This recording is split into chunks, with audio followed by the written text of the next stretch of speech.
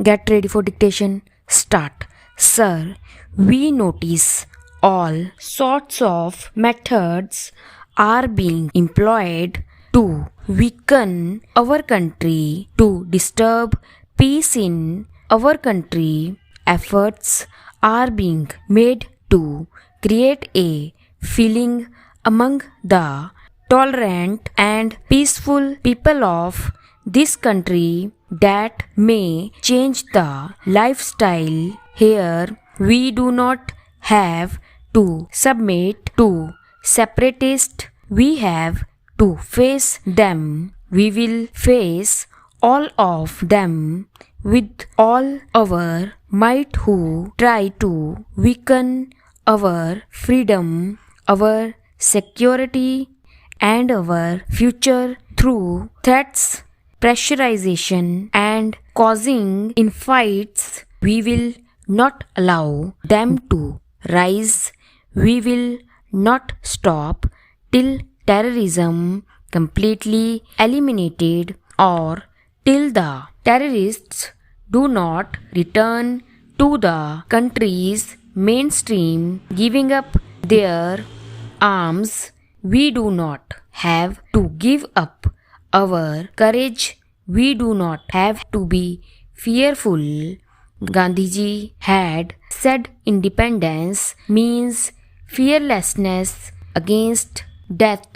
A nation afraid of death cannot become free, and if it attains freedom, it cannot protect it. The words of Gandhiji should resound in our ears today, and we must face this challenge boldly. We must remember that we will not counter them for taking revenge. If we try to take revenge, then it will only serve the designs of the terrorists. Revenge would only bring victory to terrorism. If we use restraint, terrorism will weaken and ultimately get defeated. We must not fall in the trap of terrorism. Gandhiji had said that license can have an answer to violence, only non-violence can be an answer to violence. Para India holds its head high in the world today. The voice of India is heard in the world with respect. Why? How is it that a country which was a slave, poor till 50 years ago, and about which people used to think that it would never stand on its own and could not safeguard its freedom, now speaks out in such a strong voice? It has been possible because we moved forward, taking with us the concepts of Gandhiji, principles of Panditji, and the path shown by patriots. We have learnt to speak fearlessly. We have learnt not to submit under pressures. We have learnt to move forward on the path of non-violence with courage and facing the challenges boldly.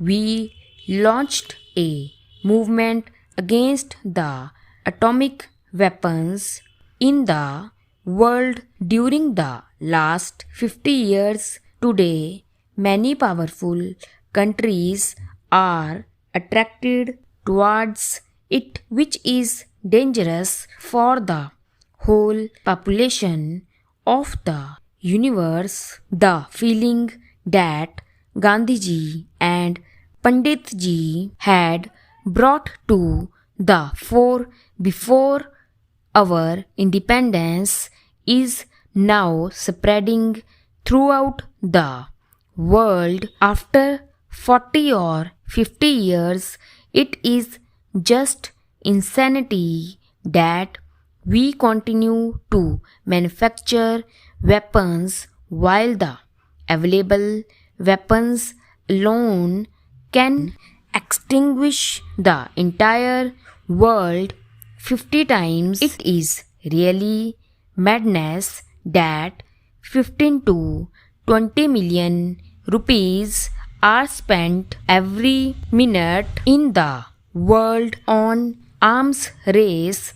Even a small fraction of it can help a lot in eradicating poverty, diseases, and unemployment. Today, India is paying attention to these things. We are paying attention to human rights and human dignity. South Africa, where Gandhiji had started his first satyagraha, is still reeling under slavery. The flag of freedom has not still gone up there. It is shameful that 100 years have passed. Hundreds and thousands of freedom fighters have offered sacrifices, including their lives, and the place from where the flame of freedom rose is still under slavery. We have raised the question of poor people in the world. We have taken up the cause of suppression sections of the world. We have demonstrated that our voice is that of balance, tolerance, compassion, truth, and non-violence. Last month we signed an agreement in Sri Lanka, an agreement that proved the righteousness of our policy, which demonstrated that the impact of our foreign policy is good and that India was moving on the right path. This is an important achievement in these 50 years. The latest agreement that we have reached and signed has brought peace and cooperation in Sri Lanka. This has strengthened the cause of peace and cooperation in the entire region.